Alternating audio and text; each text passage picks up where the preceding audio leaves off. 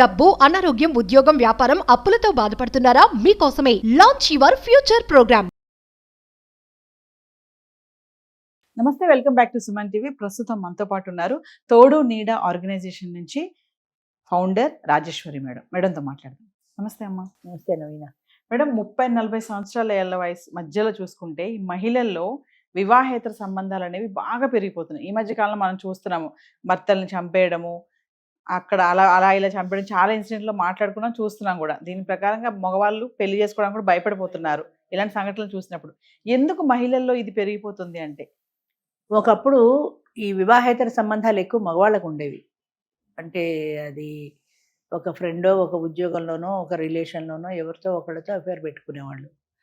అయితే ఇప్పుడు ఆడవాళ్ళల్లో కూడా పెరగడానికి కారణం ఏంటంటే, ఒకటి, ఆడది బయటికి వెళ్తోంది. ఉద్యోగమనో, చదువనో, ఏదో ఒక రకంగా.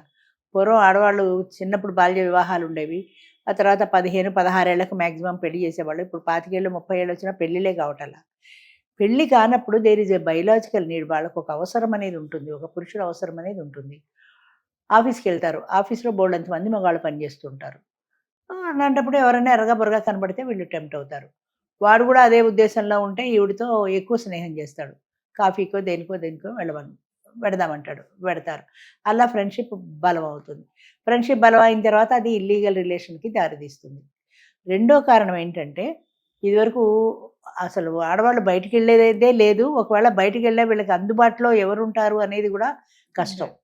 ఇప్పుడు ఏంటంటే చాలామంది ఎక్కడ పడితే అక్కడ దొరుకుతున్నారు. పూర్వం మగవాడు వెళ్ళాలన్నా ప్రాస్టిట్యూట్స్ అని వేరే వేలేసినట్టు ఒక ఏరియా ఉండేది, ఒక పేట అని. ఆ పేటకే వెళ్ళాల్సి వచ్చింది. ఇప్పుడు ఎక్కడ పడితే అక్కడే ఉంటున్నారు. ఉద్యోగాల పేరు మీద బోళ్ళు ఆడవాళ్ళు ఉంటున్నారు, చదువుల పేరు మీద బోళ్ళు ఆడవాళ్ళు ఉంటున్నారు. ఆడవాళ్ళు అందుబాటులో ఉన్నారు మగవాళ్ళకి. అలాగే మగవాళ్ళకు కూడా పురుషులు అందుబాటులో కనబడుతున్నారు.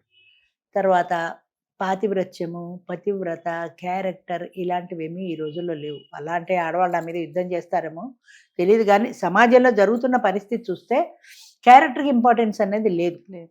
తర్వాత ఒక వివాహం జరిగిపోతే, ఆ భర్త చనిపోతే ఆవిడ వైధవ్యం అనిపిస్తూ 4 గోళ్ల మధ్యన ఇంట్లోనే ఉండేది. ఇప్పుడు బయటకు వస్తున్నారు, సెకండ్ మ్యారేజ్ వచ్చాయి, అన్నింటికి మించి లివ్ ఇన్ రిలేషన్స్ వచ్చాయి. లివ్ ఇన్ రిలేషన్ అనేది పెద్ద డ్రాబ్యాక్ అనకూడదు, కానీ దీనివల్ల ప్రపంచం సగం చెడిపోయింది. తర్వాత గవర్నమెంట్ కూడా అదే జ్యుడిషియల్ డిపార్ట్మెంట్ కూడా యంగ్ జనరేషన్లో కూడా లివ్ ఇన్ రిలేషన్ తప్పు వస్తున్నాయి. సింగిల్గా ఉన్నప్పుడు తీర్పులు కూడా వస్తున్నప్పుడు వాళ్ళకి, ఇప్పుడు పూర్వం వండుకుంటేనే గతి, హోటళ్ళు లేవు, చచ్చినట్టు ఓపిక ఉన్నా లేకపోయినా పడుతూ లేస్తూ వండుకునేవారు. ఇప్పుడు స్విగ్గీలు జొమాటోలు వచ్చేసాయి. శుభ్రంగా ఉన్నా కూడా హాయిగా ఎవరు వండుతారులే ఇవాళ అనిపించి స్విగ్గీకి ఆర్డర్ ఇచ్చుకుంటున్నారు. సో ఆప్షన్ అనేది ఉన్నప్పుడు మనిషి మనసు ఎప్పుడు ఆప్షన్ మీదకి వెళ్తుంది. ఇప్పుడు 10th క్లాస్ పరీక్ష రాసే కుర్రాడు ఉంటాడు, ఐదర్ ఏ ఆర్ బి అన్నప్పుడు వాడు ఏం చేస్తాడు? వాడికి ఏది బాగా వచ్చో అదే రాస్తాడు, ఏ అయినా బి అయినా. అలాగే వీళ్ళకు కూడా అందుబాటులో ఆప్షన్స్ ఉన్నప్పుడు సెకండ్ మ్యారేజ్ ఆప్షన్ ఉంది, లివ్ ఇన్ రిలేషన్ ఆప్షన్ ఉంది. అసలు లివ్ ఇన్ రిలేషన్ ఉంటే పెళ్ళి ఎందుకు అన్న పరిస్థితి చాలా మందిలో ఉంది. అందరిలో నేను చెప్పడం లేదు, చాలా మందిలో ఉంది. ఎంతమంది లివ్ ఇన్ హాస్టల్స్ వచ్చేసాయి. లివ్ ఇన్ హాస్టల్స్ ఎందుకు వచ్చాయి? పురుషుడు లేకుండా ఆడది ఎందుకు బ్రతకలేదు, అలాగే స్త్రీ లేకుండా మగవాడు ఎందుకు బ్రతకలేరు. కాబట్టే లివ్ ఇన్ వచ్చాయి, కాబట్టే లివ్ ఇన్ రిలేషన్లో ఉన్నా. పెళ్ళొద్దు, ఓకే, నీకు లివ్ ఇన్ రిలేషన్ ఎందుకు అంటే మగవాడు తోడు కావాలి, నువ్వు యాక్సెప్ట్ చేస్తున్నావు కదా. అలాగే మగవాడు కూడా ఆడదాన్ని తోడు కావాలని యాక్సెప్ట్ చేస్తున్నాడు కదా. అలాంటప్పుడు పెళ్ళి చేసుకోవచ్చు కదా.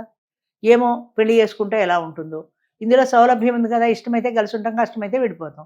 1-2 ఏళ్ళు ఉంటాం, వద్దంటే విడిపోతాం, మళ్ళీ ఇంకోటి దగ్గరికి. అంటే అసలు క్యారెక్టర్ అనేది ఎక్కడ లోపించిందో మనకు తెలియదు, కానీ వద్దంటే ఇంకొకడు కాదంటే ఇంకొకడు లాగా 10 మందిని మార్చడానికి, చీరలు మార్చినట్టు మగవాళ్ళని మార్చడానికి ఆడవాళ్ళు వెందీయటం లేదు. అందరూ అంటే మార్చే వాళ్ళ సంగతి చెప్తున్నా అంతే. అలాగే మగవాళ్ళు కూడా, నాకు లివ్ ఇన్ రిలేషనే కావాలండి, పెళ్ళొద్దు అంటాడు. ఏమిటి లివ్ ఇన్ రిలేషన్, నీకు ఉన్న సౌలభ్యం ఏంటి?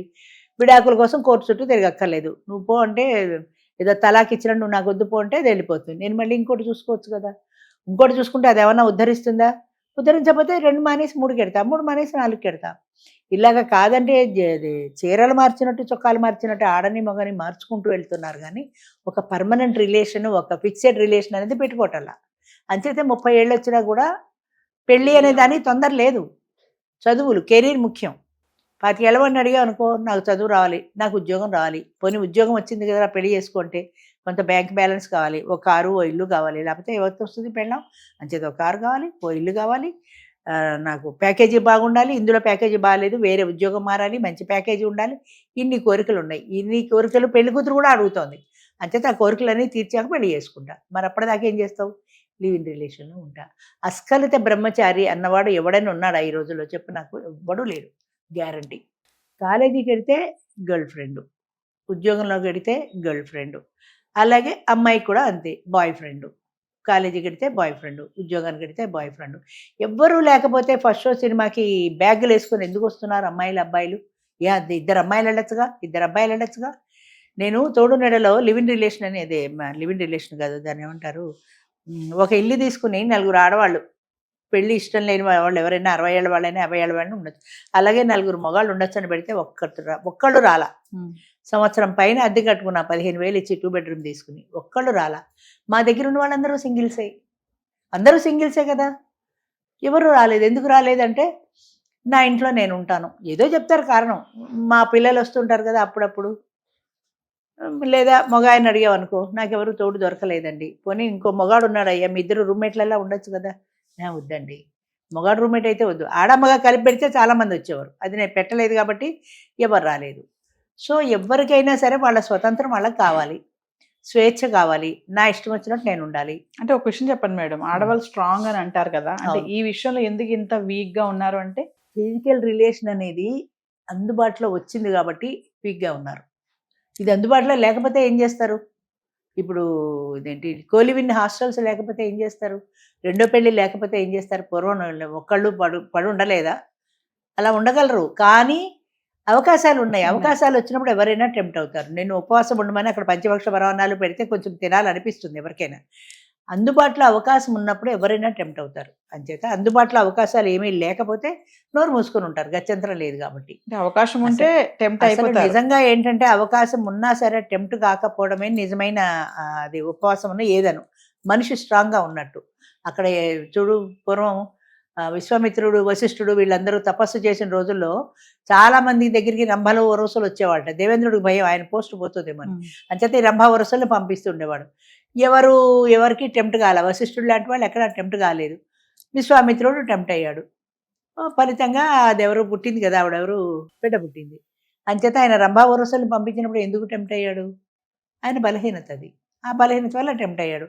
వాళ్ళు వచ్చినా సరే స్ట్రాంగ్గా వశిష్ఠుడు లాంటి వాళ్ళు ఉన్నారు కాబట్టి వాళ్ళు టెంప్ట్ కాలేదు. అంచేత టెంప్టేషన్ అనేది ఎప్పుడూ అందుబాటులో ఉన్నప్పుడు టెంప్టేషన్ ఎక్కువ ఉంటుంది. అది ఎప్పుడైతే అందుబాటులో ఉందో మనం టెంప్ట్ అవుతాం, అది కావాలి అని. కావాలి అనుకున్నప్పుడు బలహీన మనస్కులు ముందుకెళ్ళిపోతారు, బలహీనత లేని వాళ్ళు స్ట్రాంగ్గా ఉండేవాళ్ళు ఉండిపోతారు. Thank you.